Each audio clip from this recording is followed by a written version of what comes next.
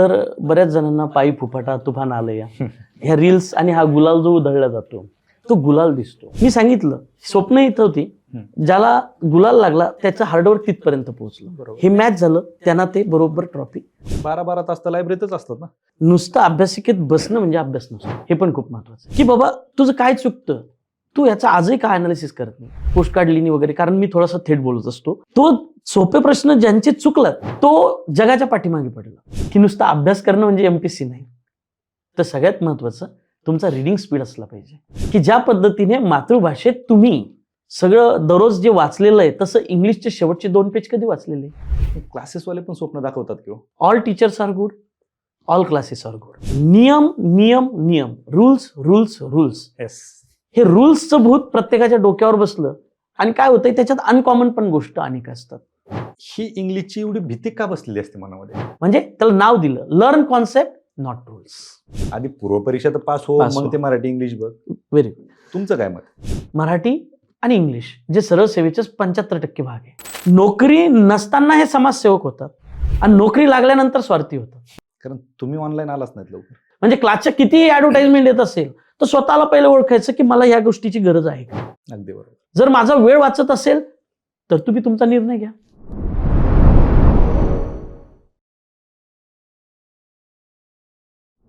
नमस्कार, मी किरण निंबोरे आणि आपण पाहताय वास्तव कट्टा. खरं तर आपल्या सर्वांना माहिती की वास्तव कट्टा म्हटलं की अधिकारी वास्तव कट्ट्यावरती असतात, त्यांच्याकडून मोटिवेशन मिळत असतं, वेगवेगळं मार्गदर्शन तुम्हाला मिळत असतं. परंतु सध्याची परिस्थिती पाहता आता आपण पाहतो की कंबाईन गट ब असेल, गट क असेल, राज्यसेवा असेल, सर्व परीक्षांच्या पूर्वपरीक्षा झालेल्या आहेत आणि बरेच विद्यार्थी संभ्रमात आहेत. परंतु एका बाजूला असं म्हटलं जातं की स्पर्धा परीक्षेकडे येणाऱ्यांचा ओघ वाढत चाललाय आणि आपण हेही पाहतो की तो ओघ वाढतोय, परंतु याच्यातून बाहेर पडायला कोणी तयार नाहीये. एक काळ होता काही अधिकाऱ्यांची भाषणं ऐकून तुम्ही या क्षेत्रात आलेले विद्यार्थी आहेत, परंतु अजूनही बाहेर पडायला तयार नाहीत. आता ह्या विद्यार्थ्यांना योग्य मार्गदर्शन मिळणं गरजेचं आहे, कुठेतरी त्यांचे कान टोचणं पण गरजेचं आहे आणि एकंदरीतच नवीन विद्यार्थ्यांना पण मार्गदर्शन होणं गरजेचं आहे. त्याच्यामुळे आज वास्तव कट्ट्यावरती असे गेस्ट आहेत तर ज्यांचं नाव जर घेतलं त्यांना कोणी ओळखत नाही स्पर्धा परीक्षा क्षेत्रात, असं नाहीये. आज आपल्यासोबत वास्तव कट्ट्यावरती बऱ्याच वर्षांचा अनुभव असलेला, मार्गदर्शनाचा अनुभव असलेला आणि ज्यांना इंग्लिशचा किंग म्हटलं जातं असे गणेशकर सर आपल्यासोबत आहेत. सर, वास्तव कट्ट्यावरती आपलं खूप खूप स्वागत. नमस्कार. खरं तर एकंदरीत तुमचा जर आजपर्यंतचा अनुभव पाहिला तर कुठला स्पर्धा परीक्षेची तयारी करणारे विद्यार्थी तुम्हाला ओळखत नाही असं होणार नाही. तर तुमच्याकडे एवढा मोठा दांडगा अनुभव आहे. विद्यार्थी बऱ्यापैकी जेवढं मला माहिती आहे मुख्य परीक्षेचा विद्यार्थी तुमच्याकडे येत असतो. बरोबर. आणि तुम्ही स्पर्धा परीक्षा क्षेत्र हे खूप जवळून पाहिलेलं आहे. बरोबर. काय नक्की हा जो स्पर्धा परीक्षेकडे येणाऱ्या विद्यार्थ्यांचा ओघ आहे हा वाढताना आपल्याला दिसतोय? बऱ्याच वेळा आम्ही सांगत असतो, काही मार्गदर्शक सांगत असतात की जागा तुटपुंजा असतात आणि त्याच्यात लाखो विद्यार्थी फॉर्म भरतात, येणाऱ्यांची संख्या काही कमी होत नाही. का बरं नक्की स्पर्धा परीक्षेकडे येणाऱ्यांचा एवढा कल का आहे? खरं तर काय झालंय, कोरोनानंतर आपल्याला ह्या गोष्टीचं स्वरूप जरा जास्तच पाहायला भेटतंय. ते डिजिटलायझेशनमुळे ज्या रील्स असतात वगैरे हे असतात, तर बऱ्याच जणांना पायी फुफाटा तुफान आलं या ह्या रील्स आणि हा गुलाल जो उधळला जातो तो गुलाल दिसतो आणि प्रत्येकाला असं वाटतं की आता आपण अधिकारी झालंच पाहिजे. तो एक स्टेटस सिम्बॉल झाला की अधिकारी झाल्यानंतर एक वेगळं ललाटी त्याला येते, त्याचं स्वरूप हे होतं. हा एक भाग झाला. परंतु ह्याच्यामध्ये जे समजा सिलेक्ट झालेले आहे वगैरे तो त्यांचा आनंद आहे, तो त्यांच्या पद्धतीने ते सेलिब्रेट करतात, ते योग्य आहे. परंतु तो जो गुलाल त्या सिलेक्ट घेतलेल्या व्यक्तीने घेतलेला आहे, हे बाकीचे सर्व जे आहे आपण जे बघत असतो हे त्याचा फक्त गुलाल बघतात, पण त्याच्या मागची मेहनत बघत नाही. म्हणजे एक सोपं उदाहरण जर झालं ना सांगायचं की ही स्वप्न जी आहे ना ती स्वप्न इथे आहे, पण या स्वप्नांच्या बराबरीला जी कामं असतात म्हणजे हार्डवर्क ते पण इतकं आहे. म्हणून हार्डवर्क इथं गेल्यामुळे स्वप्न मॅच झाली. बरोबर. आता जी मागची जी जनता आहे आपली ही सगळी, याच्यामध्ये काय झालंय, फक्त तेवढं पायी फुफाटा तुफान आलं या, बॅग उचलली, गावाकडून निघाला, लगेच फाट्यावरून लक्झरी पकडली पुणे, किंवा अथवा अभ्यासिका वगैरे गावाकडे ग्रामीण भागातलं डिजिटलायझेशन झालेलं आहे तिथेही तो थांबतो, तिथेही त्या ठिकाणी तो ऑनलाईन आता ह्या सगळ्या गोष्टी उपलब्ध आहे. बरोबर. पण या सगळ्यांमध्ये मी सांगितलं स्वप्न इथं होती, ज्याला गुलाल लागला त्याचं हार्डवर्क तिथपर्यंत पोहोचलं. बरोबर. हे मॅच झालं, त्यांना ते बरोबर ट्रॉफी घेऊन गेलं. Exactly. स्वप्न पाहणं आता सोपं. मग यांचं काय झालं, स्वप्न इथे आहे, हे पण स्वप्न पाहतात, पण हार्डवर्क यांचं इथे आहे. हे मॅच आहे का? नाही. मग हे मॅच नसल्यामुळं हे काय व्हायला लागलं, डे बाय डे ही संख्या वाढायला लागली की ती तशीच, फक्त यातून बाहेर पडता येत नाही यांना. तर तो त्याला अनेक वेगवेगळे छटाई, अनेक वेगवेगळी कारणं आहे. पण सगळ्यात महत्त्वाचं की सेंटर ऑफ अट्रॅक्शन होण्याचं कारण की या पद्धतीनं की सामाजिक दृष्ट्या पण याला बघताना एक स्टेटस सिम्बॉल म्हणून बघता येते. अनेक मुलं आहे, म्हणजे आता सरकारी नोकरीचाच नवरदेव हवा हे पण समाजामध्ये जास्त आल्यामुळं अनेकांचा कल असा आहे की आता आपल्याला ही स्पर्धा परीक्षा करायची आणि एक सरकारी नोकरी घ्यायची, शासकीय पट्टी गळ्यात गुंतवायची आणि पुढे जायचं. हे पण थोडक्यात या मुद्द्यातून एवढंच सांगतो की स्वप्न जर इथं आहे ना, तर हार्डवर्क पण इथं पाहिजे. पण ते होतंय. ते होत नाही कारण त्याला अनेक बॅरियर्स येतात. हा स्वप्न बघून हा जो मागचा मुलगा आहे हा येतोय, परंतु त्याचे हार्डवर्क इथपर्यंत राहतात. मग त्याला बॅरियर्स आहे की हा अभ्यास करताना नेमका याचा वेळ जास्तीत जास्त कुठे युटिलाइज होतो त्याच्यावर ते डिपेंड करतं. ते 12 तास तर लायब्ररीतच असतात ना. नाही, ते 12 तास लायब्ररीत असतात, परंतु कसं आहे, नुसतं अभ्यासिकेत बसणं म्हणजे अभ्यास नसतो. बरोबर. हे पण खूप महत्वाचं आहे. काय झालंय, अलीकडच्या काळामध्ये मुलांचा जास्तीत जास्त वेळ हा ओव्हर थिंकिंगवर चालला. जसं की आता समजा आता निवडणुका लागल्या. निवडणुका लागल्यानंतर बरेच मुलं समजा अभ्यासिकेच्या खाली आले, 1-2 तास झाले की खाली आल्यानंतर जे चर्चा चालते, तर ह्या चर्चेमध्ये निवडणुकीचा मुद्दा आल्यानंतर कोणी मागं हटतच नाही. आणि मग त्याच्यात ती अर्धा तास गप्पा, 1 तास गप्पा, निवडणुका असेल किंवा आयोगाचं काही हे असेल किंवा आणखी परीक्षेचं काही असेल, त्याच्यावरती सातत्यानं नुसतं चर्चा असते की ज्याच्यातून आउटपुट काही नसतं. एक सिंपल भाषेत सांगतो की मुलांनी यामध्ये 2 गोष्टी पाळणं गरजेचं आहे. एक, जे आपण चेंज करू शकतो अशी गोष्ट ज्याच्यावर आपलं कंट्रोल आहे त्याच्यावरच विचार केला गेला पाहिजे. ज्याच्यावर आपलं कंट्रोल नाही आहे एक्झॅक्टली त्याच्यावर विचार करणेही नाही आणि डिस्कशन करणेही नाही. बरोबर. त्याच्यातून काही साध्यच होणार नाही. साध्य होणारच नाही. जे यायचं, जो शेवटी समजा आता निवडणुकांचे निकाल आहे, जे शेवटच्या एंडिंगला येणार आहे ते येणार आहे. तुमच्या बोलण्यानं त्यात काही बदल होणार नाही. पण आपलं जे की घरून निघताना जी बॅग उचलली, बॅग उचलतानाचा मोटो आणि बॅग ठेवतानाचा मोटो याच्यात जर तफावत झाली तर मग आपल्याला हे परिणाम दिसतो. बरोबर. मग तो मोटो डिव्हाइड व्हायला लागला. अगदी बरोबर. हे खूप महत्वाचं आहे. अगदी. का बरं, म्हणजे आता आपण पाहतो की पुण्यात विद्यार्थी येतात किंवा इतर ठिकाणी जिथे जिथे अभ्यासिका असतील किंवा जिथे जिथे सेंटर आहे तिथे अभ्यास करतात, परंतु बरेच विद्यार्थी येतात तुम्ही सांगितलं तसं स्वप्न घेऊन. स्वप्न इथं असतं पण त्यांचे हार्डवर्क काहींचे इथपर्यंत जातात, काहींच्या मध्येच थांबतात. बरोबर. तो एक भाग आहे. परंतु अजूनही कित्येक विद्यार्थी आहेत की जे तुम्ही पाहत असताल, तुमच्याकडेच 8 वर्षापूर्वी एखादा क्लासला आलेला असेल, तो आजही प्रयत्न करत असेल तुमच्याकडे क्लासला येण्याचा. बरोबर. काय वाटतं की हे जे विद्यार्थी एवढे वर्ष अडकून पडतात, काय कारण? ऍक्च्युली जुन्या विद्यार्थ्यांबद्दल मी आवर्जून बोलणार. मी जुन्या विद्यार्थ्यांना समजा कुठे चहा वगैरे घेताना जर जुना विद्यार्थी दिसला, आजही मी त्याला बोलतो आणि त्याला एक शाब्दिक फटकारांना ते फटके देतो की बाबा तुझं काय चुकतं, तू याचा आजही काय अनालिसिस करत नाही. जुन्या विद्यार्थ्यांचं होतं काय, जो 5-7 वर्ष नंतरही समजा दिसतो, तो मुळात तो असं बघितलं की तो लपण्याचा प्रयत्न करतो. सगळ्यात पहिली गोष्ट का, की बाबा सरांना काय वाटेल, अजून पोस्ट कार्ड लिहिणी वगैरे, कारण मी थोडासा थेट बोलत असतो आणि असा कोणता मुलगा नाही की त्या ठिकाणी त्याचा जनरली संपर्क आलेला नाही किंवा तिथे बरेच जण ओळखत नाही. कारण ते MPSC चे बरेच विद्यार्थ्यांचा जास्तीत जास्त आतापर्यंत गेली 10-12 वर्षापासून संपर्क आहे आणि तो लक्षात येतो की आपण याला कुठेतरी बघितलेलं आहे किंवा याचा आपल्याशी संपर्क आहे. मग अशा वेळेस सहज जेव्हा तो येतो किंवा एखादा डायरेक्ट फेस टू फेस भेटतो, त्यावेळेस सहज चर्चा निघाल्यानंतर माझा मेन मुद्दा एकच आहे की जुन्या मुलांमध्ये एक सॅच्युरेशन आलेलं असतं. या सॅच्युरेशनमुळे काय होतं की यांच्यात असं वाटतं की आता आपण जो अभ्यास करते हाच ओके आता आणि कशाला काय कोणाला विचारायचं. मग ते काय होतं, त्यांच्या आतून एक भीती असते की समोरचा काय म्हणेल, म्हणजे जे मार्गदर्शक असेल किंवा आणखी कुठे काय असेल तर ते हे काय म्हणतील. पण माझं जुन्या मुलांना आजही एक म्हणणं आहे की विद्यार्थ्यांनी तुमचा मतलब साधा. बरोबर. हा विचार करू नका की या कोणाला काय वाटेल. कुठल्याही विषयाचा शिक्षक असो, जा तुमचा प्रश्न सोडून घ्या. ओव्हर कॉन्फिडन्स मध्ये जाऊ नका. जोपर्यंत तुम्हाला पोस्ट नाही ना तोपर्यंत तुम्ही एक पायरी खालीच आहे. बरोबर. मग अशा वेळेस जिथून आपण कदाचित सुरुवात केली, कुठल्याही विषयाची असो, कुठलेही कोणी असो, त्यांच्या संपर्कात राहणं म्हणजे पॉझिटिव्हिटी असतं. नाहीतर आज जुने विद्यार्थी किती निगेटिव्ह झाले, त्यांना ही एक भीती. पण भीती कशाची? माझं म्हणणं आहे, करिअरपेक्षा या जगात मोठं काय आहे सध्या? करिअरपेक्षा तुमचा अपमान पण कमीच आहे. खरंय.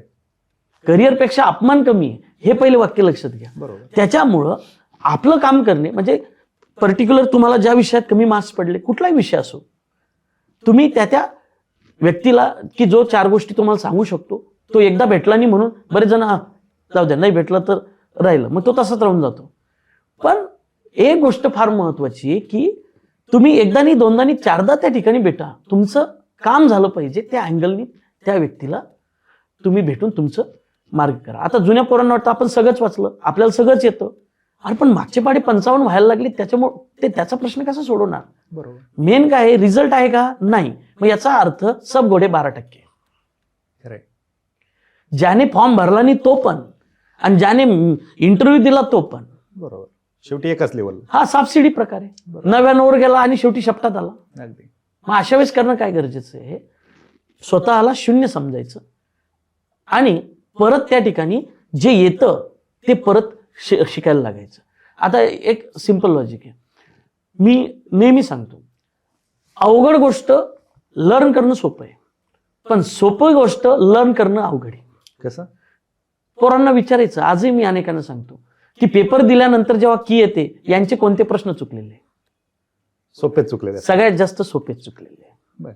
आणि मग त्याला ते सिली मिस्टेक म्हणतात, आणि तिथंच त्याचा 2 मार्कनं जातो आणि याचे 4 प्रश्न चुकलेले असतात. बरोबर. म्हणून सोपे प्रश्न शिकायला ताकद लावा. बरोबर. तो सोपे प्रश्न ज्यांचे चुकलात तो जगाच्या पाठीमागे पडला. अगदी. कारण अवघड एखाद्या वेळेस चुकल्यावर तो इतरांचाही आलेला नसेल, बरोबर.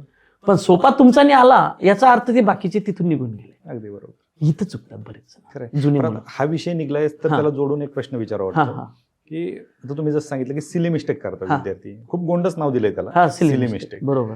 तर ज्यावेळेस तो पेपरचा 1-2 तासाचा काही वेळ असतो, हा ह्या वेळात काहीतरी गडबड होत असेल म्हणूनच चुकत असतील. नक्की ते 2 तासात काय केलं पाहिजे विद्यार्थ्यांनी? हा आता कसं आहे, 60 मिनिटाचा पेपर, 1 तासाचा वेळ असतो बऱ्याच जणांना, तर त्या याच्यामध्ये कॉन्सन्ट्रेशन ही जगातली सगळ्यात मोठी ताकद आहे. बरोबर. आपण कुंग-फू पांडा नावाचा पिक्चर पाहिलेला, तो कार्टून मधला. तर एंडिंगला त्याला जी शिक्षा आहे ती कोणती आहे? कॉन्सन्ट्रेशन. जगात आतापर्यंत सगळ्यात मोठी शक्ती कोणती? कॉन्सन्ट्रेशन. त्यांनाच तुम्ही सगळं काही साध्य करू शकता. कॉन्सन्ट्रेशन. मग त्या 1 तासात कॉन्सन्ट्रेशन येण्यासाठी काय करणं अपेक्षित आहे? तर ते काही असा इमिजिएट येणार नाही. ते हे घडतं का? सगळ्यात पहिली गोष्ट, जेव्हा हा पेपरला बसतो आणि पेपर हातात येतो, तर याची सगळी स्वप्न अशी डोळ्यासमोर येतात की आता काही करून याच्यात झालंच पाहिजे, मला नोकरीची लय गरज आहे, माझं हे स्वप्न आहे, घरचे दारचे बाहेरचे जवळचे सगळ्यांना हे दिसलं पाहिजे की आता हे माझं इथं निकाल यायलाच पाहिजे. आता सगळ्यात महत्वाची गोष्ट, हे जे ओझं आहे का, हे ओझं त्या पेपरवर पडतं. पेपरवर ते पेलत नाही, पेपर ते तुटतं. बरोबर. मग याच्यात काय करायला पाहिजे? 10वीचा पेपर आठवा, 12वीचा पेपर आठवा, जायचं बिंदास बिंदास लिहायचं आणि बिंदास यायचं. मला या पेपरची गरज नाही म्हणून पेपर द्या, तुमचे 4 प्रश्न बरोबर येतील. सिंपल लॉजिक सांगतो. जी मुलं ऑलरेडी पोस्ट होल्डर आहेत, 30% दरवर्षी रिपीट होतात. जी ऑलरेडी पोस्ट होल्डर आहे, ही पोस्ट होल्डर मुलं येतात शेवटच्या 15 दिवसात सुट्ट्या टाकून, 1 महिन्यात सुट्ट्या टाकून, बरोबर. आणि हे यांच्यापेक्षा जास्त मार्क्स घेतात. हो. का? कारण ऑलरेडी यांचं हे स्टेबल आहे ना. ह्या पेपरचं झालं नाही झालं तर राहिलं. मग हे जातात आणि बिंदास कुठलाही डोक्यात विचार न आणता प्रश्न देतात. Without pressure. म्हणजे यांचं काय होतं? सेंट्रलाइज होतं कॉन्सन्ट्रेशन एक. आणि दुसरी गोष्ट, यांचं काय होतं? हे अति विचार करत राहतात. एखादा प्रश्न अडला तर याच्या डोक्यात येतं मी 12 तास अभ्यास केला, हा प्रश्न काय येत नाही, तो त्या प्रश्नाशी भांडत बसतो आणि याचा पेपर कव्हर होत नाही. बरोबर. कसं असते, जिथं संघर्ष आला ते स्किप करा, ते इग्नोर करा, पुढे जा. 100वा प्रश्न तुमची वाट पाहतोय, बरोबर. तुम्ही 82लाच आउट होताय. 82ला आउट होतंय म्हणजे काय वेळ पुरत नाही म्हणून? वेळ पुरत नाही. का वेळ पुरत नाही? हे सगळंच प्री असो मेन्स असो, बरोबर. वेळ का पुरत नाही? का? सगळ्यात महत्वाचं रीडिंग स्पीड. बरोबर. मी माझ्या प्रत्येक गोष्टीत सांगतो पोरांना की नुसता अभ्यास करणं म्हणजे MPSC नाही, तर सगळ्यात महत्त्वाचं तुमचा रिडिंग स्पीड असला पाहिजे. मग त्यासाठी रिडिंग स्पीड ही एका दिवसातली गोष्ट नाही आहे की ती आजच एकच होईल. ती दररोज तुम्ही त्याच्यात काहीतरी टाकतायत, भर टाकतायत, दररोज त्याची प्रॅक्टिस करतायत, ते रिडिंग स्पीड आहे. आणि हा विषय निघालाच म्हणून सांगतो की बाकीचे जीएसच्या याच्यात म्हणजे मराठी मातृभाषेतून असल्या त्याच्यात आपला स्पीड बऱ्यापैकी असतो. बरोबर. पण इंग्लिशमध्ये नसतो ना. आणि हाच प्रश्न मी अनेकांना विचारतो की ज्या पद्धतीने मातृभाषेत तुम्ही सगळं दररोज जे वाचलेलं आहे तसं इंग्लिशचे शेवटचे 2 पेज कधी वाचलेले? वाचनच नसतं. ते फक्त डायरेक्ट ग्रामरचं आपण रूल्स पाठ करतो. बरोबर. डायरेक्ट नियम त्या ठिकाणी अप्लाय करण्याचा प्रयत्न करतो आणि डायरेक्ट हा पेपरमध्येच वाचतो. 50 ते 60% जनता तर पॅरेग्राफ बघतही नाही. तिथपर्यंत जातच नाही. तिथपर्यंत जातेच नाही. आणि तिथं स्पीड नसल्यामुळं यांना मेरिटमध्ये बसता येत नाही. बरोबर. आणि यांचं स्वप्न मग परत तिथं तसंच राहतं. किती छोट्या छोट्या गोष्टी. खरंय. तुम्ही नियमांचं आत्ता बोलले की हा ते नियमांमध्ये बसवलं जातं वगैरे, त्याच्याकडे मला यायचं आहे. पण एक थोडासा वास्तववादी प्रश्न विचारावा वाटतो. कारण तुम्ही 2-3 वेळा बोललात की विद्यार्थी स्वप्न पाहतात, ते गुलालाचं स्वप्न असतं, गुलाल पाहून स्वप्न पाहतात वगैरे वगैरे. क्लासेसवाले पण स्वप्न दाखवतात किंवा? Very good question. सगळ्यात महत्वाचं काय, स्वप्न पाहणं हे प्रत्येकाचं त्या ठिकाणी तो अधिकार पाहिलंच पाहिजे. विलात स्वप्नाशिवाय तर माझं याचं हेच जी टॅगलाईन येते, ड्रीम स्टेप अँड फ्लाय. त्यामुळे प्रत्येकाचं स्वप्न पाहिलंच पाहिजे. बरोबर. दुसरी गोष्ट अशी आहे की हा मुद्दा की क्लासवाले स्वप्न दाखवतात हाही मुद्दा अत्यंत महत्वाचा आहे. पण एका दृष्टीनं मी एक गोष्ट सांगणार, जर एखाद्या विद्यार्थ्याची ॲबिलिटी नाही आहे, ती दिसतंय की याला साधं स्पेलिंग लिहिलं नाही किंवा याला 4 ओळी लिहिताना याचा पेन अडखळतो किंवा त्याचा IQ जो आहे तो नाही आहे, याची ॲबिलिटी तिथपर्यंत नाही आहे आणि त्याला जर मत असेल तू DC होशील रे, हे कितपत योग्य आहे? मी याचं समर्थन करत नाही. बरोबर. विद्यार्थ्यांना विद्यार्थ्याची ॲबिलिटी दाखवून देण्याचं काम सुद्धा शिक्षकाचं असतं, हे माझं परखड मत आहे. कारण जर समजा अशी पद्धतीची जर स्वप्न दाखवली तर त्याचा भ्रम निराश होतो 1-3-4 वर्षांना. अगदी. तो झाला नाही पाहिजे. जो यथोचित आहे, ज्याला जो ज्या कॅटेगरीत बसेल, थोडक्यात जो ज्या पायरीवर उभा राहू शकतो त्याला ती पायरी दाखवा. अगदी बरोबर. आणि हे सरळ माझं मत आहे. यात काही असं काही विषय नाही क्लास वगैरे, हे क्लासमध्ये मी बोलतोय असं हा काही नाही, सगळ्यांना सर्वश्रुती. बरोबर. तुमची ॲबिलिटी जी आहे त्याच्यानुसार तुम्ही हे केलं पाहिजे. आणि शिक्षक लोकांचं पण हे असलं पाहिजे की विद्यार्थ्यांसाठी त्या विद्यार्थ्यासाठी काय योग्य आहे. येस, ते असलं पाहिजे. नक्कीच. आणखीन काही वास्तववादी प्रश्न आहेत त्याच्याकडे येणार आहे मी, परंतु तत्पूर्वी तुम्ही इंग्लिशच्या बादशाह, इंग्लिश ग्रामर म्हटलं की विद्यार्थी तुमच्याकडे येतात. पूर्वीपासून पाहतोय आम्ही, सगळ्या गोष्टी माहिती आहेत. नुकतंच कंबाईन म्हणजे संयुक्त पूर्वपरीक्षा गट ब आणि गट क चा पूर्वपरीक्षेचा पेपर झाला. एकदा पूर्वपरीक्षेचा पेपर झाला की इंग्लिशकडे सगळ्यांचा ओढा असतो, कारण इंग्लिशची पहिल्यापासून भीती असते. बरोबर.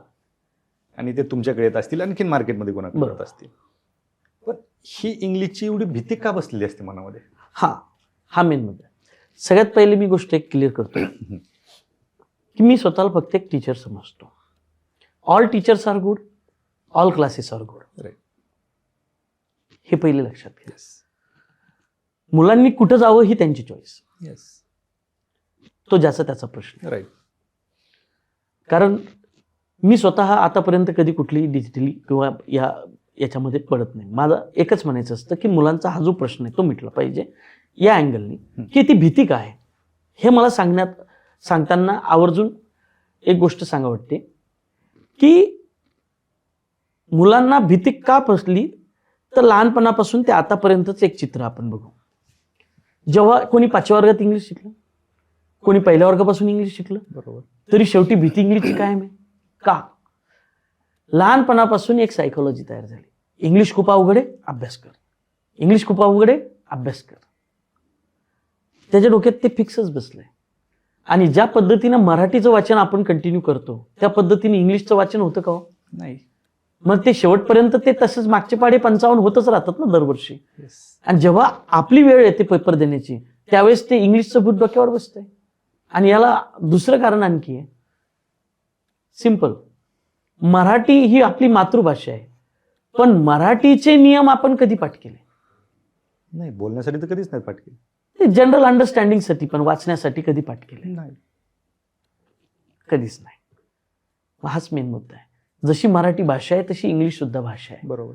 लहानपणापासून काय झालंय, नियम नियम नियम, रूल्स रूल्स रूल्स. येस.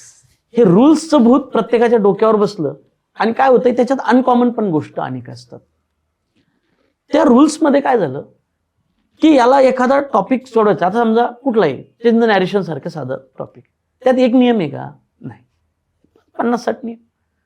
पण त्याला वाटतं इतके नियम पाठ करून एक साधा प्रश्न सोडवायचा. बरोबर. ते जाऊ द्या, सोडून दे, स्किप कर. ते सोडून देते. मग त्याला ते आणखी भीती बसते. मुळात सिंपल गोष्ट आहे, रीड टू रूल, हे माझं वाक्य आहे. तुम्ही जेवढं वाचाल तेवढं ऑटोमॅटिक तुम्ही रूल करायला लागाल, तुम्हाला रूल्सची गरज लागणार नाही. क्या बात आहे. पण तुमचं वाचनच नाही. छोट्या छोट्या गोष्टीपासून तुम्ही सुरुवात करू शकता. एक स्टोरी तुम्ही 3दा वाचा, ऑटोमॅटिक पहिल्यांदा वाचलेला वेळ, दुसऱ्यांदा वाचलेला वेळ आणि तिसऱ्यांदा वाचलेला वेळ याच्यात फरक सापडेल. जेव्हा तिसऱ्यांदा वाचाल तेव्हा तुमचा पहिल्या वाचण्याचा आणि तिसऱ्या वाचण्याच्या वेळेमध्ये तफावत असेल, स्पीडनं तिसऱ्यांदा आलेला असेल, तो आपल्याला पहिल्यांदा पाहिजे. आणि याचाच फायदा पेपरमध्ये होत असतो. बरोबर. मुलं हे असं कधीच करत नाही, म्हणून त्यांना इंग्लिशची खूप सारी भीती वाटते. एवढे रूल्स पाठ करणे, त्याच्याबद्दलचं एकदम भीती असणे, आणि जनरली सगळीकडे इंग्लिशची भीतीच दाखवल्या जाते ना. बरोबर. सगळी लहानपणापासून ती भीतीच दाखवल्या जाते. 35 मार्क पाडायचे असतात. 35 मार्कासाठी बरेच जण, पहिले तर काय पॅरेग्राफ सिस्टम होती, त्यातून घ्यायचं आणि ते ठेवायचं. बरोबर. असं आता इंग्लिशची भीती तर सर्वांना वाटतेच, पण आता ही भीती दूर करायची कशी नक्की? सगळ्यात महत्वाचं, भीती दूर कशी करायची याची सुरुवात एकदम छोट्या छोट्या गोष्टीपासून झाली पाहिजे. कशी? रीडिंग पासून. बरं. रीडिंग काय, मी अनेकांना सांगतो की तुम्ही शॉर्ट स्टोरीज घ्या पहिले. किती मिनिट लागणार? मला तुमचे फक्त 10 मिनिट लागणार. ॲप, मोबाईल आपण इतके वेळेस चालतो, त्याच्यामध्ये त्या ॲपमध्ये 1000 इंग्लिश स्टोरीज सारखे ॲप आहे, हजारो ॲप तयार आहे. एक ॲप डाउनलोड करा, शॉर्ट स्टोरीज घ्या. झोपेतून उठले की पहिले ती शॉर्ट स्टोरी करा, त्यात मोटिवेशनल स्टोरी आहे. ती स्टोरी झोपेतच असताना अशी मोबाईल घेऊन पहिल्यांदा वाचा, लगेच दुसऱ्यांदा वाचा, लगेच तिसऱ्यांदा वाचा. ऑटोमॅटिक काय होणार, तुम्हाला तुमचा स्पीड वाढेल, होकॅब वाढेल आणि सेन्स डेव्हलप होईल. सेन्स डेव्हलप होणं फार गरजेचं आहे. बरोबर. मला सांग, इंजिनिअरिंगची मुलं एवढी फास्ट का असतात? कारण मुळात जेव्हा तो शाळेतून इंजिनिअरिंगला येतो त्यावेळेस तो काहीच नसतो, पण 3-4 वर्षामध्ये त्या वातावरणामध्ये तो इंग्लिशशी खेळत असतो, इंग्लिशशी बोलत असतो, इंग्लिश बोलत असतो. आणि सिंपल लॉजिक काय होते, त्याला ती सवय होऊन जाते आणि त्याच्याबद्दलची भीती त्याच्या डोक्यातनं चालल्या जाते आणि ऑटोमॅटिक त्याची पकड येऊन जाते. बरोबर. सेम असं इकडेही घडलं पाहिजेत ना. पण मग आता मुख्य परीक्षेच्या दृष्टीने जर इंग्लिशचा अभ्यास करायचा असेल तर मग नवीन विद्यार्थी असतील, काही असतील की ज्यांनी याच्या आधी पण मेन्स दिलेले असतील, अभ्यास केला असेल, यांनी कशी तयारी करायची? यांची तयारी इथूनच सेम. जे आता मेन्सला विद्यार्थी असतील यांना स्पष्ट की पहिली गोष्ट, दररोज तुमचं पेपरपर्यंत वाचन झालं पाहिजे. मुलांचा प्रॉब्लेम असा आहे की पॅरेग्राफ स्किप करतात कारण यांना वेळच पुरत नाही. 60 मिनिट असतात, 60 मिनिटात मराठीचे 50, इंग्लिशचे 50. त्याच्यामध्ये 10 क्वेश्चन हे पॅरेग्राफचे असतात, मराठीचे 5, इंग्लिशचे 5. त्याच्यामुळे इथे त्यांना वेळच भेटत नाही पॅरेग्राफ वाचून क्लिअर करायला. जो 100वा डॉट करेल तो कुठेतरी 75-80 प्लस जाईल, 85 प्लस जाईल. घेतली मुलांनी 92 मार्क्स घेतले. मेन असे, आता विनीत शिर्के सारखा पोरगा, तुम्हाला माहिती 82 मार्क्स घेऊन आता सध्या DC. बरोबर. त्या पद्धतीने PSI तर कितीतरी मुलं आहे की त्यांनी 40 मार्क्स घेतले 50 पैकी इंग्लिशमध्ये आणि तिकडे 80चा स्कोर केला. सांगायचा उद्देश आता मेन असा आहे की मुलांनी दररोज आता शॉर्ट स्टोरी कमीत कमी 15 दिवस ही हॅबिट आपल्याला वाचण्याची लावली पाहिजे. त्याच्यानंतर हळूच न्यूजपेपरवरती शिफ्ट होऊन छोट्या बातम्यांचं थोडंसं हे वाचायला पाहिजे, जसं दररोज आपण मराठी वाचतो. आता हे झालं रीडिंग संदर्भात. आणि त्याच्यानंतर जेव्हा तुम्ही एक तुमचा पूर्ण विषय कव्हर होईल, सगळं तुमचा अभ्यास त्याच्या ठिकाणी होईल, त्याच्यानंतर पॅरेग्राफ जे आहे त्या पॅरेग्राफचं त्या ठिकाणी सॉल्व्हिंग केलं पाहिजे. पण डायरेक्ट पॅरेग्राफ सॉल्व्ह नाही केले पाहिजे. सायकॉलॉजी पहिले डेव्हलप केली पाहिजे, ऑब्झर्वेशन डेव्हलप केलं पाहिजे. म्हणजे काय, तर पॅरेग्राफ जे आहे, आयोगाचे आता कितीतरी पॅरेग्राफ त्या ठिकाणी उपलब्ध आहे. 30-40 पॅरेग्राफ सरळ उत्तराला टिक करा. रिव्हर्स प्रोसिजर सांगतो, उत्तराला टिक करा. उत्तराला टिक करून ही उत्तरं पॅरेग्राफमध्ये कुठे दिली ते फाइंड करा. ओके. उत्तरं पॅरेग्राफमध्ये कुठे दिली ती फाइंड करा. पॅरेग्राफ 2दा-3दा वाचा. No problem. आता वेळ आहे बऱ्याच जणांना. मग असं केल्यानंतर काय घडणार? असं केल्यानंतर एक सेन्स डेव्हलप होणार की पॅरेग्राफचं जे आन्सर दिलं जातं ते कशा पद्धतीने दिलं जातं. कधी कधी एकाच ओळीमध्ये 2-2 हे असतात. मुळात पॅरेग्राफ किती असतात? मध्ये क्वेश्चन 5, त्यामध्ये टायटलवर एक असतो, व्होकॅब्युलरी एक असतो आणि 3 जनरल पॅरेग्राफच्या एक्नॉलेजमेंटवर असतो. अशा वेळेस काय करणं गरजेचं आहे? रिव्हर्स प्रोसिजरमध्ये जा, 30-40 ते तसे सोडवा या मेथडनी आणि नंतर 40 नंतर स्वतः सोडून बघा, एक तुमचा सेन्स डेव्हलप झालेला असेल. पॅरेग्राफ 1-2दा-3दा वाचायचा, पूर्ण व्यवस्थित त्याच्यातली व्होकॅब वगैरे क्लिअर करायची. कारण किती मुलांनी आयोगाचे सगळे पॅरेग्राफ केले? फार थोडी मुलं असतील, बोटावर मोजण्यात. कारण बरेच जणांनी एकदा पेपर दिला, पॅरेग्राफ स्किप केला, परत तो पॅरेग्राफ वाचतच नाही ना, तो डायरेक्ट एक्झाम नेक्स्ट एक्झामला. बरोबर. म्हणून रिडिंग जे आहे, ही रिडिंगच तुम्हाला पुढे नेऊ शकतं. हा झाला एक जनरल भाग पेपरचा. खरं तर पेपर जो आहे मेन्सचा, हा 3 याच्यात विभागला जातो: ग्रामर, व्होकॅब आणि पॅरा. ग्रामरमध्ये आउट ऑफ येतात. व्होकॅब्युलरीचा प्रश्न अनेकांना असतो. कारण व्होकॅब्युलरी करायची किती? कुठून? हे बघा, तुम्ही डिक्शनरी तर नाही करू शकत. बरोबर. मग तुम्ही असे जे रिडिंग आहे, या रिडिंग मधून एक सेन्स डेव्हलप करू शकता आणि त्याच्यातून 100% तुम्हाला पर्यायापर्यंत पोहोचता येऊ शकतं. मग व्होकॅब्युलरी कशी केली गेली पाहिजे? तर व्होकॅब्युलरी बरेच जण काय करतात, परत एकदा व्होकॅब्युलरीचं मराठीत पाठांतर करतात. मराठी कुठं करा, जिथं तुम्हाला समजलं नाही इंग्लिशचा तिथं मराठीत लक्षात घ्या. पण जिथं समजा कॅन्डिड म्हणजे फ्रँक, पण कॅन्डिड म्हणजे फ्रँक हे सरळ फ्रँक कळतो ना, मग त्यासाठी मोकळा ढाकळा कशाला हे करता पाठ? बरोबर. जिथं नाही समजलं तिथं तुम्ही त्या ठिकाणी मराठीचा आधार घ्या. जो सरळ चालू शकतो त्यांना कुबड्या कशाला घ्याव्या? बरोबर. सिंपल लॉजिक आहे. कुबड्या घेतल्या तर परत मग ते कुबड्यांची सवय लागणार. हा. मग ते व्होकॅब्युलरी करताना जो मेन प्रॉब्लेम असतो, तर त्याचं एक शेड्यूल प्रॉपर आखलं पाहिजे की दररोज मेसला जाताना जे रेकॉर्डिंग आहे ते ऐकलं गेलं पाहिजे. येताना टार्गेट ठेवायचं की मी आज एका दिवसात एवढं हे करणार, येता जाता हे करायचं. हे शोधायचे कुठे पण? हा सगळ्यात महत्वाचं. आता खूप सारं उपलब्ध आहे, त्या ठिकाणी तुम्ही घेऊ शकता.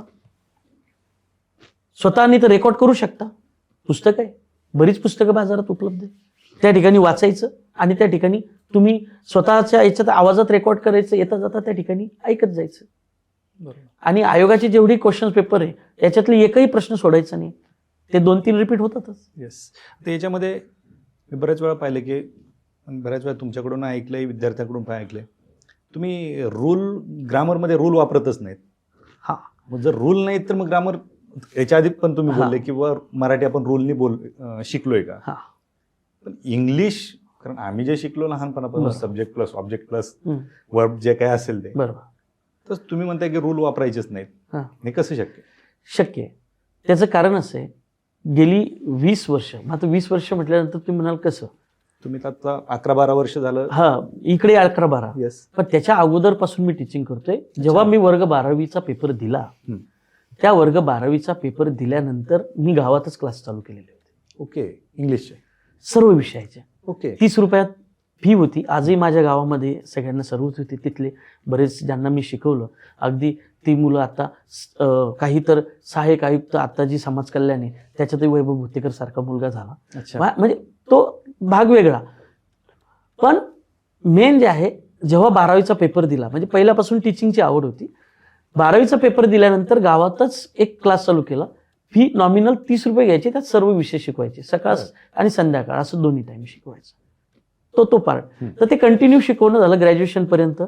तेव्हापासून ते आतापर्यंत घरून काही 1 रुपया घेतलेला नाही 12 वर्गापासून. हे मी आवर्जून नमूद करतो. मुलांना ती भीती वाटते, आता काय करायचं, कसं हे करायचं.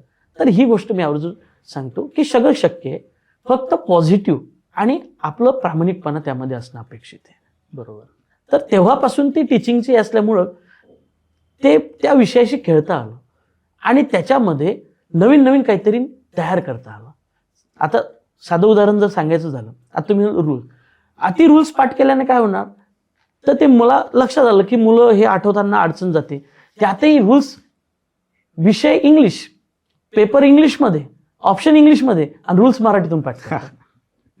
मी तर गमतीनं बऱ्याच माझ्या याला मुलांना किंवा वर्गामध्ये मी सांगत असतो, तुम्ही मग मोरा वाळंबीचं पुस्तक वाचा मराठी इंग्लिशसाठी. हे उपासात्मक झालं माझं. पण तुम्ही मराठीतून इंग्लिशसाठी कशाला रूल्स पाठ करता?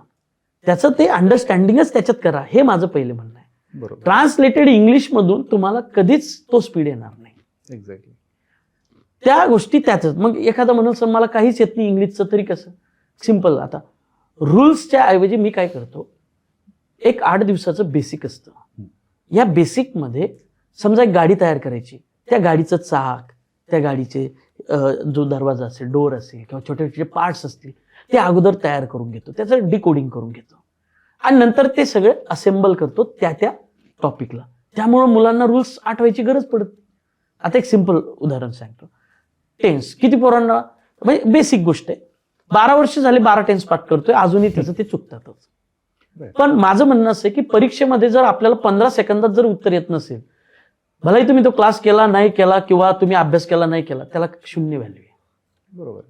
तो 15 ते 20 सेकंदात उत्तर यायलाच पाहिजे, कारण तुमच्याकडे 30च मिनिट आहे. बरोबर. मग ज्याला स्पीड आहे त्याला स्पीड प्रश्न पत्र येईल की तुझं सिलेक्शन झालंय. राईट. स्पीडच नाही तर काहीच नाही. आता एक उत्तम उदाहरण, जे रूल्स आउट ऑफ दिस मला सांगायचं होतं. आता एक मीच तुम्हाला प्रश्न विचारतो. समजा तुम्ही प्रेझेंट कंटिन्युअस याला तुम्ही ट्रान्सलेट करून घेता की ज्याला आपण चालू वर्तमान काळ, कशासाठी इंग्लिशमध्ये कशासाठी काम, काय काम आहे त्याचं मराठीत काम आहे. बरोबर. पण तुम्ही प्रेझेंट कंटिन्युअस म्हणजे रनिंग ऍक्शन हेच इमेजिंग करा ना. प्रेझेंट म्हणजे आता जे चालू हे फील करा ना. आता आपलंच उदाहरण, मी काही कोडिंग करतो. मी म्हणेल समजा इज म्हणजे काय, प्रेझेंट. हे मी डिकोडिंग पहिले बेसिक मध्ये करतो. Is present, am present, was past, had past, were past. बरोबर आहे. बरोबर. आणि मी डिकोडिंग करतो. V3 म्हणजे परफेक्ट. V3 म्हणजे व्हर्बचा तिसरा फॉर्म, ज्याला पास्ट पार्टिसिपल. ING म्हणजे कंटिन्युअस. ING म्हणजे कंटिन्यू. झालं. आता मी एक वाक्य बोलू की I am telling you the truth. वाक्य काय, I am telling you the truth. ग्रामीण भागातले मुलं चुकतात कुठं. मी जर यांना विचारलं की बाबा यातलं व्हर्ब कोणतं आहे, ते म्हणतात टेलिंग. रॉंग. व्हर्ब हे helping verb plus main verb असं असतं. बरोबर. आणि इथंच आपली पहिलीच पायरी चुकीची निघते रूल्स जेव्हा याच्यातनं पाठ करत असतात. मग helping verb plus main verb हे पहिले, त्यातला जो हे हार्ट आहे, त्या वाक्याचं हार्ट आहे, हे सोल आहे, पाहिजे. त्याला पहिले अटॅक करा, ते बाजूला करा. मग I am telling you the truth हे जे वाक्य आहे, मी विचारलं व्हर्ब कोणतं आहे, तर टेलिंग नाही, एम टेलिंग. चष्म्यासारखं. या डोळ्याला जर प्रॉब्लेम असेल तर इथं असतंच की काच. मग हे हेल्पिंग व्हर्ब हे मेन व्हर्ब. येस. आणि हा चष्मा म्हणजे व्हर्ब. मग आता आय एम टेलिंग, मग एम टेलिंग जो आहे हा व्हर्ब झाला. मग आता मी कोडिंग केलं. मी जसं वाक्य पाहिलं, अरे एम टेलिंग, एम म्हणजे काय, प्रेझेंट. ING म्हणजे काय, कंटिन्युअस. कोणता टेन्स झाला, प्रेझेंट कंटिन्यू. कोणता फॉर्म्युला आला इथे, गरजच नाही, फॉर्म्युल्याची गरजच नाही. पेपरमध्ये तुम्हाला किती वेळ आहे, 4 पर्यायामध्ये लगेच कळतं. ING कंटिन्युअस, कंटिन्यूची किती पर्याय, 2. आणि एम म्हणजे प्रेझेंट, प्रेझेंटवालाच, पास्ट नाही. लगेच उत्तर टिक, लगेच डॉट. क्या बात आहे. 12 सेकंदात, 15 सेकंदात, 20 सेकंदात उत्तर आलं पाहिजे. बरोबर. आणि ते जर येत असेल तरच आपण मेरिटमध्ये बसू, तरच आपण तिथपर्यंत मार्क्स घेऊ. कारण ही जनता किती आहे, या जनतेत जर आपल्याला वेगळं काहीतरी करायचं असेल तर वेगळं पद्धतीने अभ्यास करावा. म्हणून मी मेथड जी सुरू केली आता अलीकडे, म्हणजे त्याला नाव दिलं लर्न कॉन्सेप्ट नॉट रूल्स. क्या बात आहे. हेच ते कन्सेप्ट. नक्की सर. पण बऱ्याच विद्यार्थ्यांचं होतं काय की तुम्हाला माहिती, मुख्य परीक्षा ज्यावेळेस येते, पूर्व परीक्षा पास होते हे मला कळलं की मी मुख्य परीक्षेच्या तयारीला लागतो. वेळ असतो 2-3 महिन्याचा. मग त्याच्यात मला GSचा पेपर करायचा असतो, मला मराठी करायचं असतं, मला इंग्लिश पण करायचं असतं. मग ते सगळी खिचडी होऊन बसते. नक्की इंग्लिशची तयारी कधी केली पाहिजे. बरेच जण काय सांगतात, आधी पूर्व परीक्षा तर पास हो, मग ते मराठी इंग्लिश बघ. Very good. तुमचं काय मत. हे बघा, आता मी हे सगळे संक्रमण पाहिले. गेली 12 वर्ष इकडे, त्याच्या अगोदर सर्व जेवढी शालेय कॉलेजेस, डिप्लोमा या सगळ्यांना शिकवलेले. अगदी इंजिनिअरिंगचे पण त्यांना लँग्वेज सब्जेक्ट होता, त्यांना सगळ्यांना शिकवलेले वेगवेगळ्या भागात. आता जेव्हा इकडं आल्यानंतर मी जेव्हा 2012 पासून इकडे जेव्हा हे बघतोय, ते एक गोष्ट निदर्शनास आली की कोरोना अगोदरचा भाग आणि कोरोना नंतरचा पार्ट. बरोबर आहे. कोरोना अगोदर काय होतं, एखादी ॲड आली नाही तरी सुद्धा मुलं अभ्यास करत. बरोबर. आणि काय करत ते की बाबा महत्वाचं काय आहे, म्हणजे सरळ सेवा जरी आली तरी आपल्याला त्याचं काम पडेल. मग ते काय करत, मॅथ्स, मराठी आणि इंग्लिश हे 3 पहिले व्यवस्थित करून ठेवत. कारण मराठी तरी समजा मातृभाषेतून असल्यामुळे वेळ होईल, गणित पण काही 10-15 दिवसात जमत नसतं, त्याला पण एक लॉंग प्रोसिजर लागते.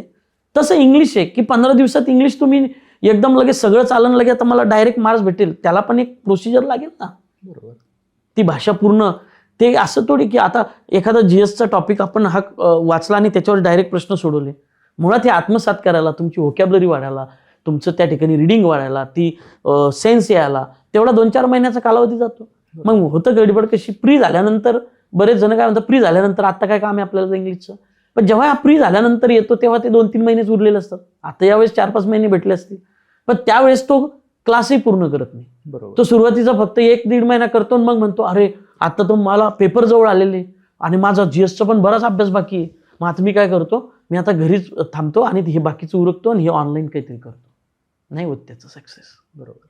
त्यासाठी हे मॅथ्स, मराठी आणि इंग्लिश जे सरळ सेवेचे 75% भाग आहे, हे जेव्हा एखादा प्री करायला येतो किंवा एमपीएससीचं ठरतं, त्याने सुरुवातीला हे अगोदरच करून ठेवायला पाहिजे, जेणेकरून दररोज नंतर हळूहळू वाचन याच्यात तो प्रावीण्य घेतो आणि तो कुठेच अडखळत नाही, कुठे ना कुठे त्याला त्याचं फळ भेटतं. बरोबर. कारण मी त्याचाच बळी आहे. हा. पूर्वपरीक्षा झाल्याच्या नंतर इंग्लिश मराठी सुरू करा. बरोबर. आणि बरेच विद्यार्थी असं करतात. तुम्ही 2-3 वेळा उल्लेख झाला आपला की 12 वर्षापासून तुम्ही स्पर्धा परीक्षेच्या विद्यार्थ्यांना शिकवताय. असे कोणी कॅन्डिडेट दिसतात की जे पहिल्या दिवसापासून तुम्ही पाहताय ते अजूनही अभ्यास करतात? चमकतात काही काही चहाच्या वगैरे एका ठिकाणी, पण ते असे बघितल्यानंतर थोडेसे दबतात. मी मागेच सांगितलं ते की ह्या विद्यार्थ्यांनी त्या विषयात तुम्ही जिथं कमी पडला तिथं जा आणि आपला प्रश्न सोडा. म्हणजे एमपीएससीत विद्यार्थ्यांनी कसं असावं हा मेन माझा, तो जुना असो का नवीन असो. कसं असावं? हा, तर विद्यार्थ्यांनी परीक्षार्थी असावं आणि स्वार्थी असावं. या काळात विद्यार्थ्यांनी परीक्षार्थी असावं आणि स्वार्थी असावं. याचा अर्थ काय? याचा अर्थ की तुम्ही तुमचा मतलब साधा, जो तुम्हाला त्या ठिकाणी असं योग्य वाटतोय की आपण या विषयासाठी ह्या व्यक्तीकडे जाऊन आपलं काम करून घ्यावं, आपण इथं अडखळतो, जा त्याला भेटा, त्याच्याकडनं योग्य मार्गदर्शन घ्या आणि इथून आपला आपला स्वार्थ साधा आणि इथून निघून जा. आता यशाची व्याख्या इथं पुण्यातली अशी होती की आतापर्यंत यशस्वीरित्या काहीतरी घ्यायचं, बॅग उचलायची आणि इथून पेट सोडायची म्हणजे तो यशस्वी झाला, असं काही. पण सगळ्यात महत्त्वाचं झालं काय, पोरं इथं आल्याबरोबर समाजसेवक वाचता वाचता ते स्वतः समाज सुधारक होण्याचा प्रयत्न करतात. 2-4 महिने झाल्यानंतर तो शेजारच्याला सांगायला बसतो, अरे तू असं कर, हे कर, ते कर, अमुक कर, आणि मग तो त्याच्या याच्यात थोडासा अपमध्ये जातो. बरोबर. चला, याच्यात त्याचा जास्त वेळ जातो, तो फोकस्ड राहत नाही. आणि म्हणून एमपीएससीमध्ये एमपीएससीचा नवीन विद्यार्थी किंवा इतर विद्यार्थी हे स्वतःच्या निर्णयावर कधी एमपीएससी करत नाही, ते शेजारच्या सांगण्यावरून एमपीएससीचं त्यांचं तो प्रवास त्या पुढच्या दिवसाचा चालू, त्याच्यानुसार प्रवाह हा प्रवाह त्याचा बदलत असतो. तर माझं अनेक विद्यार्थ्यांनी हेच म्हणणं आहे की तुम्ही परीक्षार्थी व्हा, म्हणजे परीक्षेसाठी तुम्हाला काय लागतं आणि ते कुठे कुठे भेटतं तिथं तुम्ही जा. तो कोणी असू शकतो, कुणीही मार्गदर्शक असू शकतो, त्याच्यात काही हे बंधन नाही, तो तुमची चॉईस आहे. बरोबर.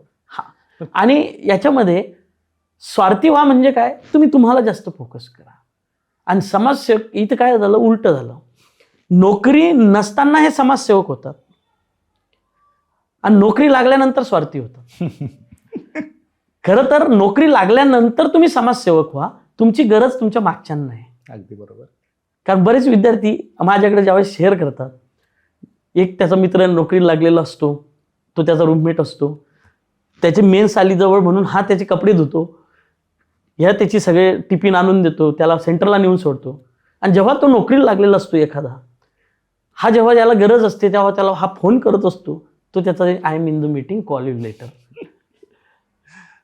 बरोबर. म्हणजे खरी गरज काय, परीक्षार्थी व्हा आणि स्वार्थी व्हा. तुमची समाजसेवक किंवा समाज सुधारणेची गरज नोकरी लागल्यानंतर पब्लिकला आहे. अगदी बरोबर. त्यावेळेस तुझा स्कोप मोठा आहे, तो ओपन स्पेस आहे पूर्ण. बरोबर. खरं म्हणजे स्वार्थी कधी बनायचं हेही. हा, मग स्वार्थी म्हणजे तसं स्वार्थी कसं, अभ्यासाच्या बाबतीत स्वार्थी. जर समजा या ठिकाणी माझा टॉपिक चालू आहे आणि मी अर्धा त्या ठिकाणी टॉपिक केला. शेजारचा उठतो असा करतो, त्यात 2 प्रकार. काही लगेच तसे सोडून देतात, लगेच चहाला पळतात. तर तिथे स्वार्थी का व्हावं, त्याला सांगायचं तू जा, मी येतो, मी हे कंप्लीट करणार आणि मगच तुझ्याकडे येणार. बरोबर. आणि दुसरं, एखाद्या वेळेस आता ऑनलाईनवाले, हे पण फार महत्वाचं आहे. ऑनलाईनवाल्यांचं होतं कसं, मी आवर्जून एक गोष्ट आवर्जून सांगणार.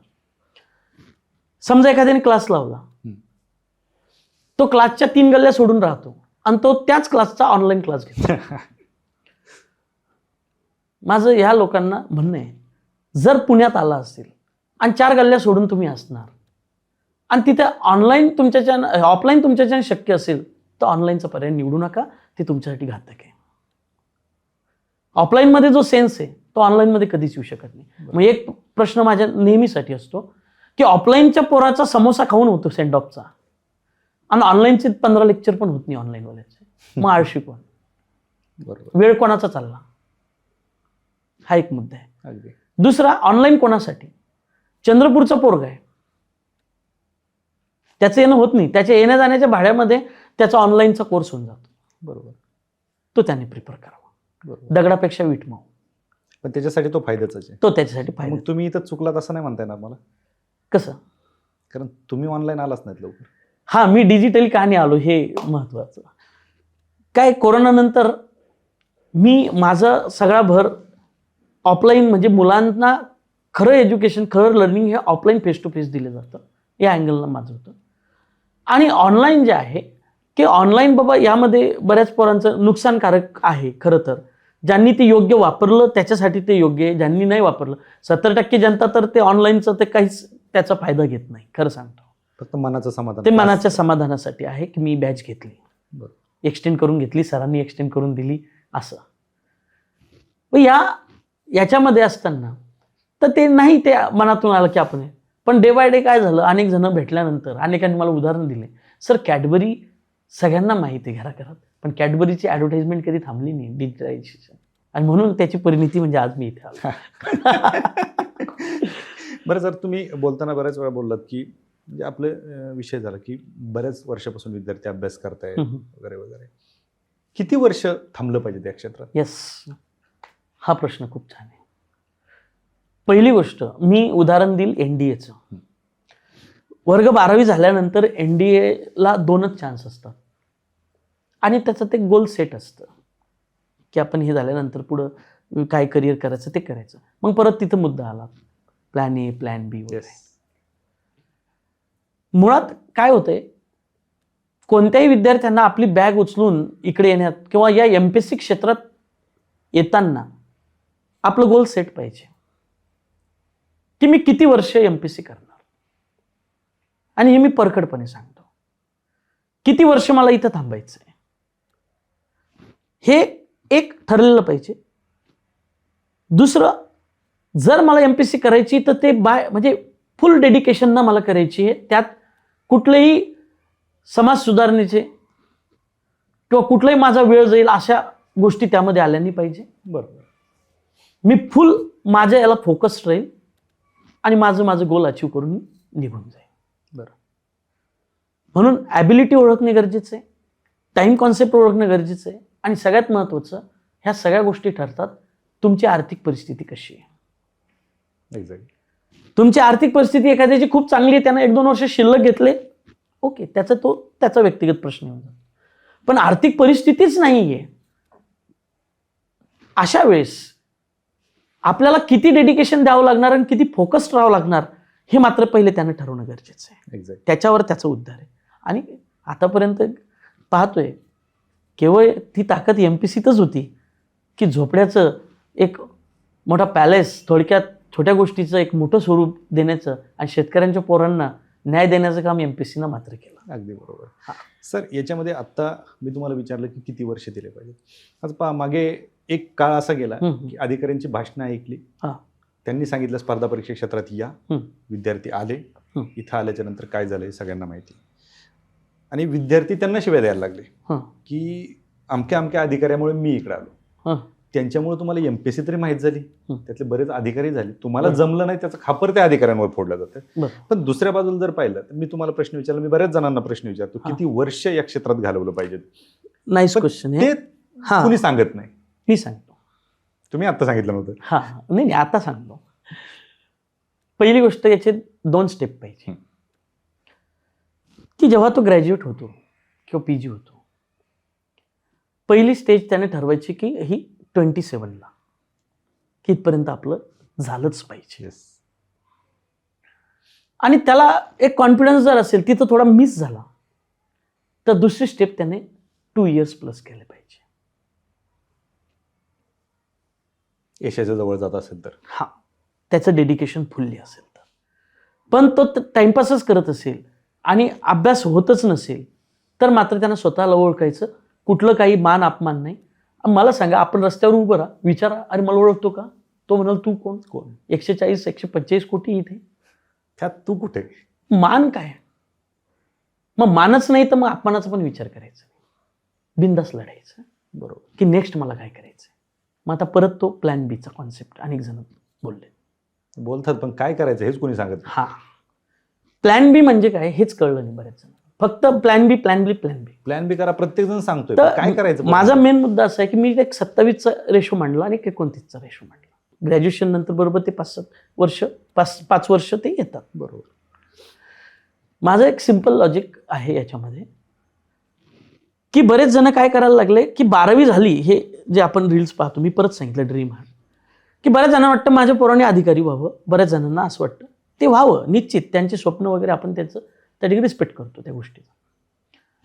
पण बरेच जण काय करतात, 12वी झाल्या झाल्या याचं कुठेतरी यशवंतराव चव्हाण मुक्त विद्यापीठात ऍडमिशन घेणार आणि फक्त करिअर काय करायचंय तर बा याला स्पर्धा परीक्षा फक्त MPSC UPSC करायची म्हणून त्याला तिथं टाकणार, किंवा कुठल्या तरी कॉलेजला गावाकडे ऍडमिशन घेणार जो फक्त पेपरला जातो. अशी जनता तर सध्या 90% असते.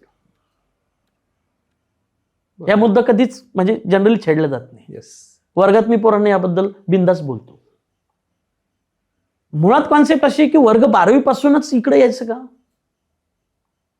चेक करा ना. बरोबर. उलट काय झालं, तुम्ही 12वी म्हणता, मी तर 10वी पासून म्हणतो. हा, बरेच जण हा येतं. मुळात एवढी गरज नाहीये. माझं पहिले जो प्लॅन बीचा कॉन्सेप्ट जो आहे ना तो आत्ता आहे की तुम्ही जो प्लॅन ए मध्येच असताना प्लॅन बी ऑलरेडी तयार होतो. तुम्ही पहिले तुमचं बेसिक एज्युकेशन व्यवस्थित कंप्लीट करा. म्हणजे एखादा सायन्स बॅकग्राऊंडचा आहे त्याला इंजिनिअरिंगला ऍडमिशन घेतली, काही गरज नाही आहे की त्याला फर्स्ट इयर पासूनच तिकडे अभ्यास केला पाहिजे.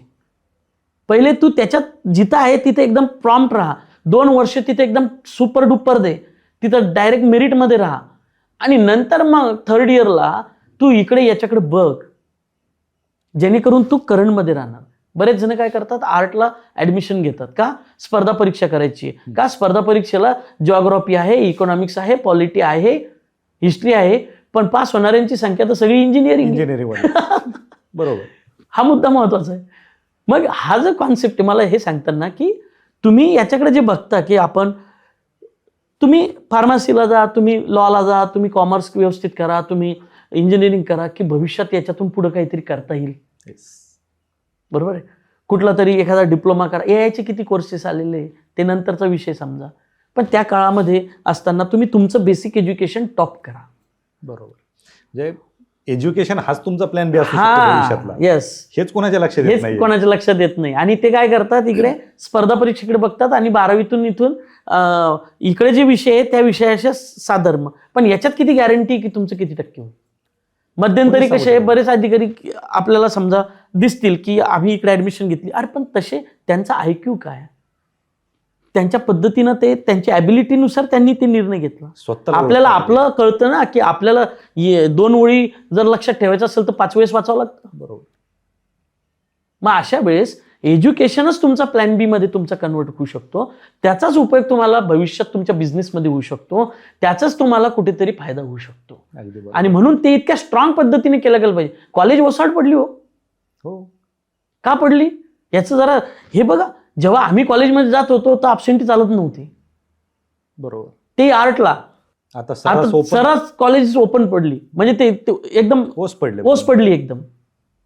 आणि याचं काय झालं परिणाम ही सगळी. आणि मग या मुलांमध्ये 2 गोष्टी आल्या. एक की आपण काहीतरी कष्ट केले पाहिजे, म्हणजे आता हे बघा, हे जर माघारी गेले शेतातही काम करू शकत नाहीच. आणि म्हणून मग याच्यामध्ये हा मुद्दा अत्यंत महत्वाचा आहे की आणि एज्युकेशन च्या थ्रू बी प्लॅन तयार करायला पाहिजे की जो पुढे भविष्यात कुठलाही बिझनेस तुम्ही साकारू शकता किंवा नोकरी घेऊ शकता. अगदी बरोबर. बरोबर. हा सगळ्यात महत्वाचा मुद्दा आहे, कारण हा मुद्दा कोणी छेडतच नाही. तुम्ही नाही. छेडला खरं तर याच्यातून कमीत कमी डोळे उघडतील. मेन मुद्दा मुक्त विद्यापीठाचा उद्देश आहे की जे मुलं काम करतात, ज्यांना शक्य नाही, गृहिणी आहे, ज्यांना शक्य नाही, त्यांच्यासाठी ती उपलब्धता आहे. मी अनेक वेळेस या मुद्द्यावरती आवर्जून बोलतो, पण त्याचा उपयोग हा स्कॉर्पिओ घेऊन ऍडमिशनला जातो. खरंय. बरोबर आहे ना. बरोबर. मग हे कॉलेजेसचं महत्व राहिलं काय? म्हणजे ही एक थोडक्यात पळवाट आहे. एचओडी फक्त सैन करण्यासाठी राहिला. बरोबर. मग हे जे आहे स्पर्धा परीक्षेचे आहे ना, आपलं नुकसान मागचं किती होतं हे पण महत्वाचं आहे ना. आणि ते फक्त या दृष्टीनं नाही म्हणत मी, ऑल ओव्हर दृष्टीनं म्हणतोय सगळ्यांच्याच. अगदी बरोबर. खरंय सर, बोलण्यासारखं खूप आहे. हा, खरं तर या विषयांवरती बोललं तर दिवसही तर तो दिवसही कमी पडू शकतो. आजच्या पॉडकास्ट मधला एक शेवटचा प्रश्न, वास्तववादी उत्तर पाहिजे, वास्तव कट्ट्यावरती आपण बोलतोय. काय मला सांगा, क्लास लावला तरच अधिकारी होतं का? नाईस क्वेश्चन, आवडलाय. हे बघा, क्लास लावलाच पाहिजे असं नाही, पण हा पण महत्वाचा आहे. It depends upon your IQ. म्हणजे काय, बऱ्याच वेळेस समजा आपण एखादी रील बघितली आणि एखादा सिलेक्ट झालेला व्यक्ती येतो आणि समजा सांगितलं की मी कुठलेही क्लास लावलेला नाही आणि विदाऊट क्लासचं मला हे यश मिळालं, पण तो त्या शालेय जीवनापासून ते इथपर्यंत तो व्हाईट टायगर असतो. बरोबर. White tiger in the sense की नुसतं असं वाचलं आणि नुसतं बोर्डवरचं असं नजर फिरवली की तो ॲज इट इज लिहून काढू शकतो. मग त्याचा आयक्यू, त्याची हुशारी, त्याचं विजडम हे टॉप लेवलचं होतं. याला नाही आवश्यकता. पण तुम्ही या स्पर्धेत येतात, इथे एवढी जनता त्या ठिकाणी आहे, तुम्ही तुमचं ओळखून घ्यायचं. एक कॉन्सेप्ट करायला तुम्हाला पूर्ण दिवस चालला किंवा 5-10 पानं वाचून तुम्हाला तुमचा फक्त एक प्रश्न व्हायला लागला, त्यासाठी तुमचा पूर्ण दिवस चालला. मुळात तुम्हाला वेळ किती आहे संपूर्ण सिलेबस वगैरे करायला? तुम्ही जर स्वतः ते अंडरस्टँडिंग करत गेला तर तुम्हाला ते अंडरस्टँड करताना पण तुम्ही तिथपर्यंत पोहोचू शकत नाही. म्हणून टीचर लोकांचं सगळ्यात मोठं काम काय असतं, अवघडाचं सोपं करून देणं. बरोबर. अवघडाचं अवघड जर राहत असेल तर मग ते काही कामाचं नाही. बरोबर. अवघडाचं सोपं करून देणं, सोपं जे आहे ते सोपं अशा पद्धतीने तिथं तुमचा फक्त वेळ वाचतोय. आणि वेळच महत्वाचा आहे. प्रत्येकाला वेळेच्या आतच त्या ठिकाणी लागते आणि म्हणून त्या ठिकाणी ही कॉन्सेप्ट आहे. अगदी. मग ते डिपेंड करतं की आपल्याला किती वेळ लागतो समजायला तो टॉपिक. त्याच्यावर तुम्ही ते निवडा की मला क्लासची गरज आहे का क्लासची गरज नाही, हे त्याचा व्यक्तिगत प्रश्न असणार. एक्झॅक्टली. हा, म्हणजे क्लासच्या किती ऍडव्हर्टाइजमेंट येत असेल तर स्वतःला पहिलं ओळखायचं की मला या गोष्टीची गरज आहे का. अगदी बरोबर. जर माझा वेळ वाचत असेल तर तुम्ही तुमचा निर्णय घ्या. एक्झॅक्टली. त्यासाठी बर्डन नाहीये. येस. म्हणजे मी असं म्हणू शकतो की कुठेतरी एखाद्या पेपरमध्ये जाहिरात पाहिली, गावाकडून निघला, बस स्टँडला उतरला आणि डायरेक्ट क्लासला जाऊन ऍडमिशन घेतलं, असं विद्यार्थ्यांनी करायला नको. नाही, पण स्वतःला पहिले थोडं चाच पडलं पाहिजे की गरज कशाची आपल्याला. अगदी बरोबर. खरं तर सर, आजचा आपला जो पॉडकास्ट आहे, खरं याला वास्तववादी पॉडकास्ट म्हणता येईल. कारण ज्या गोष्टी आहेत त्या स्पष्टपणे तुम्ही मांडल्या. कारण यातल्या बऱ्याच गोष्टी अशा आहेत की जे कोणी बोलायला तयार होत नाही, कारण कोण काय म्हणेल. मी जसं सांगितलं की मान अपमानाच्या गोष्टी ज्या सांगितल्या विद्यार्थ्यांच्या बाबतीत, तसं काही गोष्टी परखड गोष्टी बोलायला तयार होत नाहीत. जसं की तुम्ही प्लॅन बी सांगितला, याच्यावरती कोणी बोलायला तयार होत नाहीत. नाही, प्लॅन बी जो आहे ना तो नवीन विद्यार्थ्यांसाठी आता इथून पुढे त्यांनी या गोष्टीकडे बघितलं पाहिजे की आपण इकडे किती काळ आपल्याला थांबायचं नाही थांबायचं. कारण नवीन विद्यार्थी जो आहे ना त्याने त्याचं एज्युकेशन, आता मुळात कसं आहे, तुम्ही सेकंड इयर फर्स्ट इयरला बरेच जण ॲडमिशन घेतात स्पर्धा परीक्षेची, तो त्या वर्षी क्लास करतो, पण त्याचं ग्रॅज्युएशन झाल्याशिवाय तो एलिजिबल नाही ना, मग तो 2 वर्ष गॅप पडतो. मग तो काय होतं, त्याच्यात आळस चढायला लागतो आणि परत आळस चढल्यानंतर तो कुठल्याच कॉन्सेप्टमध्ये तिथं राहतो. तो जर सलग आला, सेकंड इयरला क्लास केला, फायनल इयरला तयारी प्रॅक्टिस केली आणि बाहेर पडता पडता त्या ठिकाणी त्याने पेपर, तो कंटिन्युटीमध्ये राहील. अगदी बरोबर. असं. नक्कीच सर, बोलण्यासारखं खूप आहे, वेळ कमी आहे. येस. पुन्हा एकदा एक सेशन आपण घेऊयात, त्याच्यामध्ये बाकी काही गोष्टींवरती चर्चा करूयात. वास्तव कट्ट्यावरती आलात आणि वास्तववादी गप्पा मारल्या त्याबद्दल आपलं मनपूर्वक आभार. धन्यवाद. थँक्यू. येस.